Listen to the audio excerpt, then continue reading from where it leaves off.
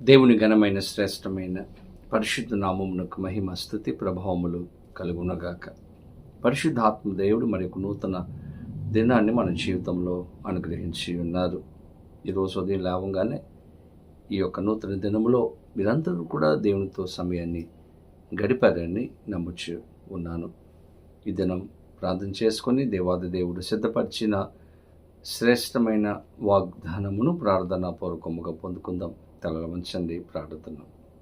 పరిశుద్ధుడానికి వేలాది వందనాలు, స్తోత్రాలు. ఉదయకాలంలో మీ సన్నిధికి వచ్చి ఉన్నాము. ఈరోజు మాతో మీరు మాట్లాడి దర్శించి నికృపలు భద్రపరిచి సహాయం చేయమని యేసు నామమున అడిగి వేడుకొనిచూ ఉన్నాము మా పరమ తండ్రి, ఆమేన్. ఈ దినం దేవుని వాగ్దానమును చదువుకుందాం. బైబిల్ గ్రంథాలు తెరవండి. యెషయా గ్రంథము 30వ అధ్యాయము 18వ వచనమును చదువుకుందాం. మీ యందు దయచూపవలెనని యెహోవా ఆలస్యం చేయుచున్నాడు, మిమ్మును కరుణింపవలెనని ఆయన నిలువబడి ఉన్నాడు. యెహోవా న్యాయము తీర్చు దేవుడు, ఆయన నిమిత్తము కనిపెట్టు వారందరూ ధన్యులు. దేవుని స్తోత్రం. చక్కని వాగ్దానం అండి. అనేక సమయాలలో మనము దేవునికి సన్నిధానంలో ప్రార్థన చేస్తూ ఉంటాం. ఎన్నో విషయాలు ప్రభుని అడుగుతూ ఉంటాం. ఈ కార్యం నాకు జరిగితే బాగుంటుంది, మంచి ఉద్యోగం వస్తే బాగుంటుంది, నేను మంచి ఇల్లు కట్టుకుంటే బాగుంటుంది, నాకు వివాహం ఇప్పుడే జరిగితే బాగుంటుంది అని అనుకుంటూ ఉంటాం. ఎన్నో విషయాలు ప్రభు సన్నిధానంలో పెడుతూ ఉంటాం. దేవుని బిడ్డలారా, అవన్నీ కూడా జరగవు, ఆలస్యం అవుతూ ఉంటాయి. మన జీవితంలో మనం అనుకున్నప్పుడే జరగాలి అని అనుకుంటాం. ఆ కార్యాలు జరగనప్పుడు మన జీవితంలో ఒక నిరుత్సాహం, ఒక ఆవేదన, ఒక దుఃఖం మన జీవితంలో కనపడుతూ ఉంటుంది. ఇక్కడ వాక్యం తెలియచేస్తూ ఉంది, దేవాతి దేవుడు మన యందు దయ చూపించాలని, కరుణ చూపించాలని ఒక్కొక్కసారి ఆలస్యం చేస్తాడంట. ఆలస్యం చేసినటువంటి దేవుడు మనలను విడిచిపెడతాడా అంటే విడిచిపెట్టడు. దాని తర్వాత భాగంలో మనం చదువుతాం, యెహోవా న్యాయము తీర్చు దేవుడు. ఆ న్యాయం చేసే దేవుడు కాదు, కానీ మన జీవితంలో ఏదైతే కోరుకుంటున్నామో, ఏదైతే జరిగితే బాగుంటుంది అని ఆశపడుతున్నామో ఆ కార్యాన్ని జరిగించేవాడు న్యాయము తీర్చే దేవుడు. మనుషులైతే అన్యాయం చేస్తారు, దేవుడైతే న్యాయం చేసేవాడుగా ఆయన ఉంటాడు.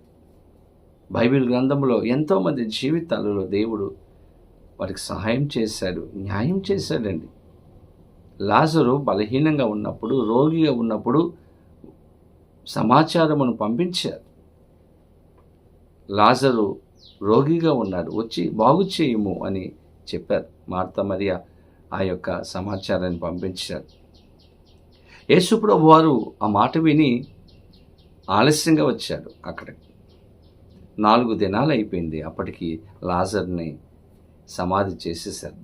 ఆ ఊర్లో ఉన్నటువంటి వారందరూ కూడా, మీరు ఎంతో ప్రేమించారు యేసుప్రభుని, మీ ఇంటికి వచ్చినప్పుడల్లా ఉపచారం చేశారు, భోజనం పెట్టారు, ఎంతగానో ఆయనను ప్రేమించినటువంటి మీ కుటుంబంలో ఒక సంఘటన జరిగినప్పుడు యేసుప్రభు వారు రాలేదు, యేసయ్య మీకు సహాయం చేయలేదు అని అక్కడ ఉన్నటువంటి వారు పలుకుతూ ఉన్నప్పుడు యేసుప్రభు వారు లాజరు చనిపోయినటువంటి సమాధి దగ్గరకు వెళ్ళి చనిపోయిన లాజరును లేపినట్లుగా మనం చూస్తాం.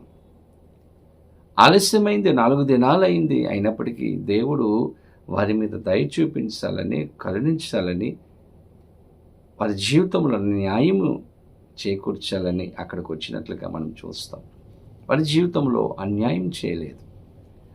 మన జీవితంలో కూడా ఆలస్యం అనేటువంటిది ఆశీర్వాదమే. ఆయనను నమ్ముకున్నటువంటి వారిని ఎప్పుడు విడిచిపెట్టేవాడు కాదు.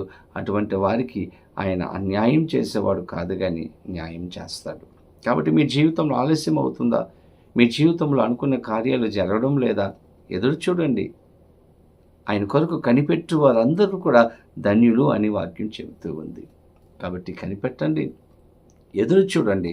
ప్రభు సన్నిధానములో దేవుని బిడ్డలారా, ఆయన యందు విశ్వాసం మనము ఉంచినప్పుడు ఖచ్చితంగా ఆయన న్యాయము తీర్చే దేవుడు, సహాయం చేసే దేవుడు. అటువంటి కృపా సహాయములు పరిశుద్ధాత్మదేవుడు మనందరికీ అనుగ్రహించి న్యాయము చేకూర్చునుగాక. ఆమేన్. ప్రార్థన చేసుకుందాం.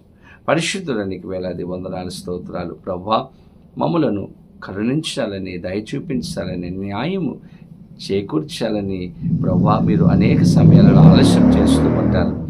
ఆలస్యం ఒక ఆశీర్వాదమే ప్రభువా, మీకు వందనాలు. ఎవరెవరైతే ఏ విషయాల కొరకైతే ప్రార్థన చేస్తున్నారో, మిమ్మల్ని అడుగుతూ ఉన్నారో, ఎదురు చూస్తూ ఉన్నారో, కనిపెడుతూ ఉన్నారో, వారికి మీరు సహాయం చేయమని, న్యాయము తీర్చి వారి జీవితాలలో గొప్ప కార్యాలు చేయమని, సమాధానము అనుగ్రహించమని యేసు నామమున అడిగి వేడుకొనుచూ ఉన్నాము మా పరమ తండ్రి.